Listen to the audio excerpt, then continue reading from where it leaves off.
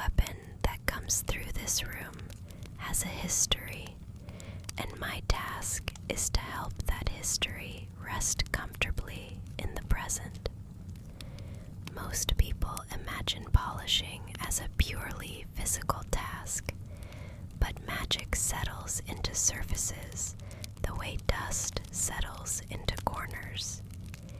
If it is not tended, it dulls, not just in shine, but in intention. A weapon that loses clarity becomes unpredictable. That is why my work focuses on calm, consistency, and listening.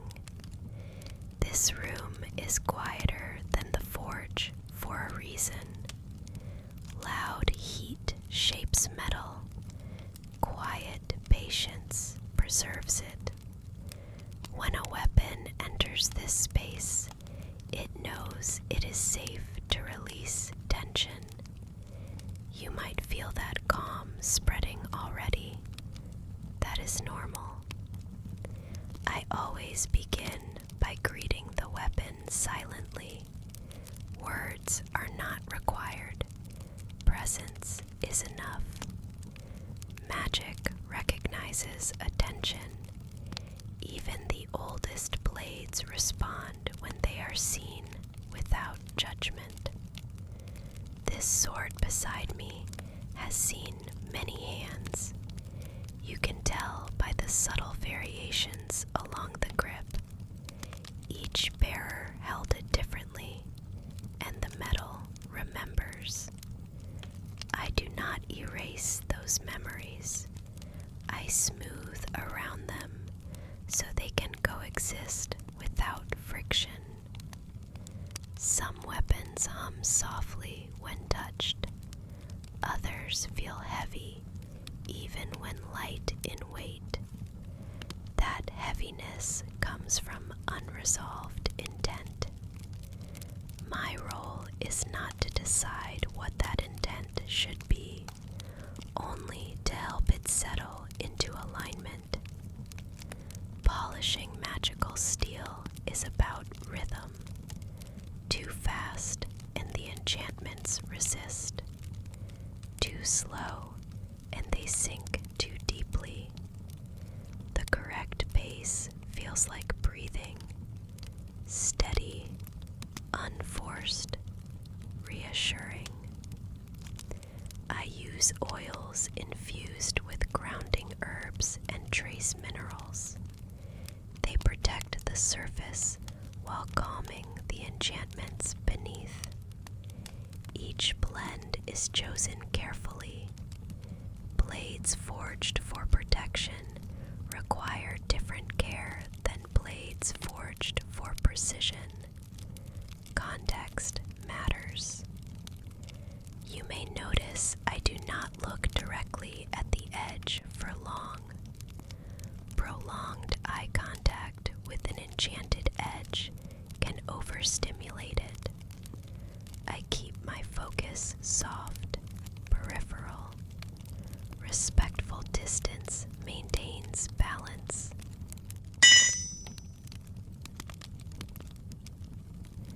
Not all weapons are violent by nature. Many were created as tools first. Spears meant for hunting. Axes meant for clearing land. Their magic reflects purpose. When repurposed for conflict, they often carry confusion. Polishing helps reconcile those layers. I once cared for a blade that refused to shine. No matter how gently I worked, it remained matte. Eventually, I realized it was grieving. Its bearer had fallen, and the blade had not yet accepted new hands. I gave it time. Time restored its luster. Time is the most underestimated ingredient in this craft. Rushing creates creates microfractures in enchantments. Those fractures spread. Patience seals them. The forge sounds you hear are far away. I keep them distant so the weapons do not relive their shaping. This room is for rest, not creation. Even tools of action deserve stillness. I often tell apprentices that a polished weapon should feel quieter afterward, not weaker, quieter. Strength without noise is the mark of stability. This dagger here carries a subtle frost enchantment. You can feel the coolness even through the cloth.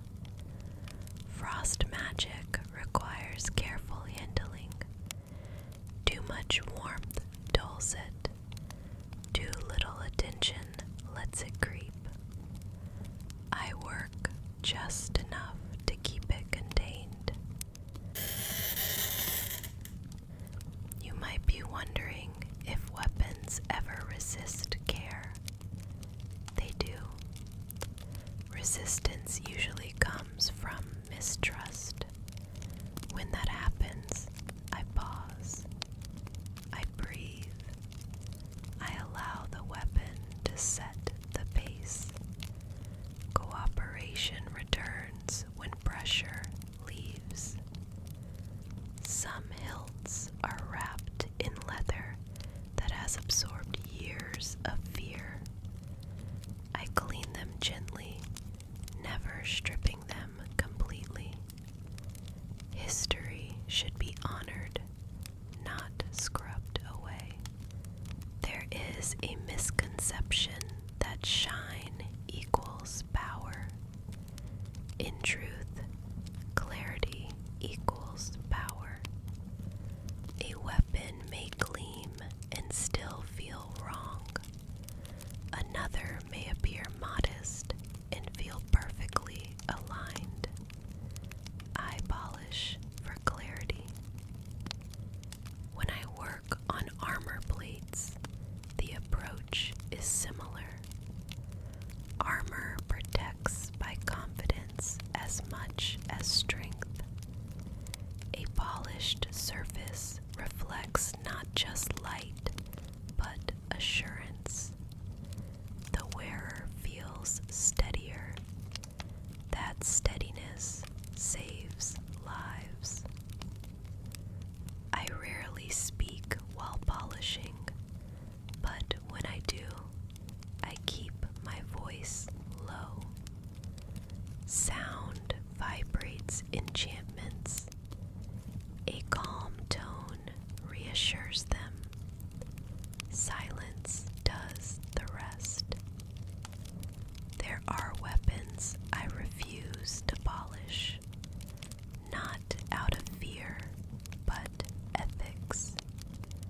Some enchantments were forged with cruelty at their core. Polishing them would amplify harm. Those weapons are better left untouched or unmade.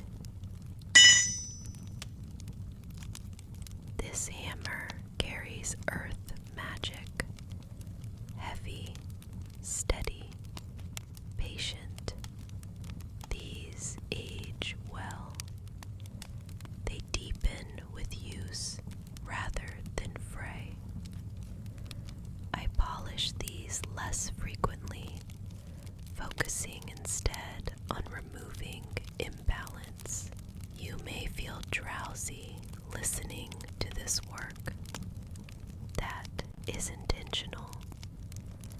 Calm minds perceive subtle shifts. Subtle shifts are everything in enchantment care. I keep records of every weapon I tend, not names or owners, feelings, tension levels, resonance. Over time, patterns emerge. weapons teach more than manuals ever could. There is a moment near the end of polishing when the surface changes tone, not sound, but presence. The weapon feels settled. That is when I stop. Continuing beyond that point would disrupt harmony. Some visitors expect sparks or glow. True care rarely announces itself. Quiet completion is its own confirmation. I always finish by resting the weapon on untreated wood. Stone is too cold. Metal is too reflective. Wood grounds excess energy gently. If you were to hold this blade now, you would notice it feels lighter. That is not illusion. Released tension reduces energetic drag. Many warriors mistake heaviness for power. Balance is far more effective. When weapons leave this room, they carry less noise and more intention. That is my goal every time. Before you go, remember this. Care shapes outcome. Whether blade, word, or thought, polishing begins with patience. You are welcome to sit